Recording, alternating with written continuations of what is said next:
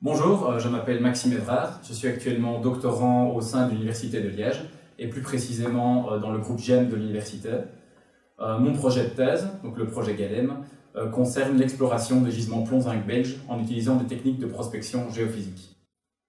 En fait, il faut savoir que le plomb et le zinc ont été extraits dans plus de 200 localités en Belgique, depuis l'Antiquité jusqu'au début du XXe siècle, et parmi cette production totale qui a été estimée à environ 2 millions de tonnes, plus de 90% de cette production provient de l'est de la Belgique, une région qu'on appelle le Synclinorium de Verviers d'un point de vue géologique.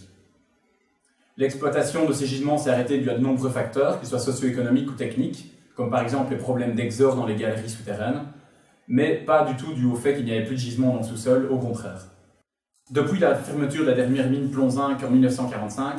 seules quelques campagnes de prospection ont été réalisées, et principalement durant les années 1980-1990, où plusieurs campagnes de forage ont été réalisées du côté de Lonzen ou Poppelsberg, ainsi que du côté de Plombières, et du minerai a été recoupé dans le sous-sol. Et depuis les années 1980, ces techniques de prospection ont beaucoup évolué, notamment grâce à l'essor de l'informatique, qui a permis de rendre une meilleure modélisation et prospection de ces gisements.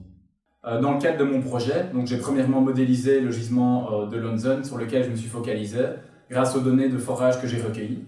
Et une fois que le site a été ciblé, j'ai utilisé différentes techniques de prospection géophysique au-dessus de la veine modélisée afin de connaître l'efficacité de chacune d'entre elles. J'ai notamment utilisé la gravimétrie, les techniques de résistivité électrique, électromagnétique et magnétique, qui sont notamment des techniques très efficaces lorsqu'il s'agit de détecter les sulfures de plomb et de zinc, comme c'est le cas ici en Belgique. En combinant toutes ces données recueillies, il m'a donc été possible de mieux cibler les gisements sans devoir utiliser de forage et de déterminer les teneurs, l'extension, la géométrie du corps minéralisé, le tout juste en utilisant des techniques